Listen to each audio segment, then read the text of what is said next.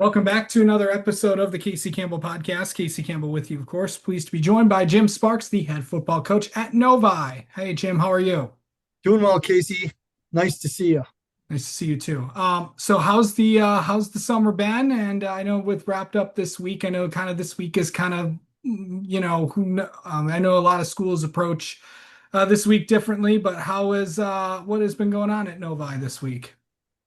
We last week in our weight room, we did our final testing. So, we were really getting after it last week to see the progress we had. And we had some great accomplishments in the weight room this off season. We're excited about that. And this past week, we go a little bit lighter. We focus more on like the conditioning aspect. So, we've had a good turnout this week and we're going to give them Friday off. So we've got nothing going on Friday, and then we're going to hit the ground running Monday. Yeah. So what's the outlook for Novi this coming season? Um, we still have high aspirations for ourselves, and we figure we will be competitive. Our division, the West, is loaded. Not just there are some great players. If you look at the recruiting, what's going on, we've got D1 kids from pretty much every school that we play on our schedule in the West, and then the collection of coaches that we have to face each and every week. I have the utmost respect for all of them, and I'm just honored to be able to compete with them, as are our kids. Okay. So let's talk. Well, speaking of kids, let's talk about them. Sure, Talk about some of the returners and some of the names to watch for Novi this year. sure. Defensively, we have quite a few stalwarts back that I think are gonna, have terrific seasons for us. We've got both of our inside linebackers coming back. That's Colin Edwards and Reese Pippin.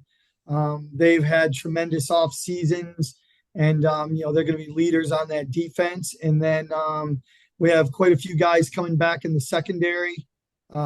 Two corners that played significant roles last year will be back to lead the secondary. That's Emilio Acosta and Ty Anderson. So those four seniors that played extensively last year are going to be, the building blocks for our defense. And we've had some great performances in the offseason from guys like Cooper Osborne and Will Lindsay, some underclassmen like Alex Abler and Dressel, another junior kid, big tall guy, Jack Carpenter. These are all guys that through 7-on-7 and teen camps have really come along. So our secondary and our linebacking core is looking pretty solid. We are losing a few guys up front, so we're gonna have to shake out a few positions on that D line. But there's plenty of able bodies to go in there. They just lack experience. Yeah. Offensively, where are we at on that range? Um, Surprisingly, like it's almost the opposite of the defense. Like our offensive line, we have plenty of experience coming back on there. Aaron Stewart was a starter for us last year. Jackson McCarty was a starter for us last year. Carter Thompson was a starter for us last year. So those three returning on the O line, that's a great place to start. When you're trying to build an offense, and to have some experienced guys up front, that's tremendous. And then we have some talented seniors that are going to have expanded roles this year, like Anthony Matafari, who was a state finisher, state placer in wrestling last year, and he's pound for pound our strongest athlete in our program. So he's going to have an expanded role on offense, as is senior Cooper Koseski, who we've had quite a string now of good receivers the past couple years. And I think Cooper could potentially be the next one in line to be a breakout guy at that position. So, not unlike the defense, we have to replace a few guys, particularly in that receiving core and the quarterback position. But we have, I'm pretty confident we have some able bodies that might surprise some people. And, it's up to them to develop. And as coaches, we're going to do the best we can to help them along. Absolutely. All right. Now we've talked about the kids. Let's talk about the upcoming schedule for you guys. I know Season starts August 28th, opening up at home against Traverse City Central.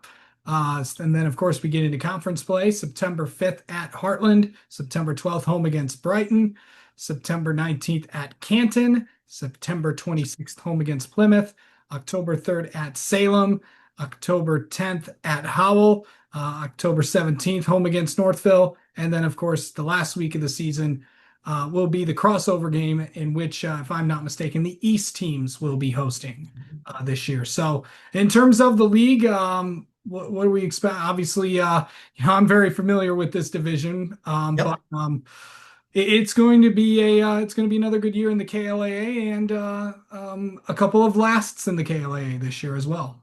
Yeah, absolutely. So, conference realignment, the league's going to look different going forward. It's not going to, I don't anticipate the West is going to be affected all that much. Like the three Livonia schools leaving the East, that's going to change that dynamic over there a great deal.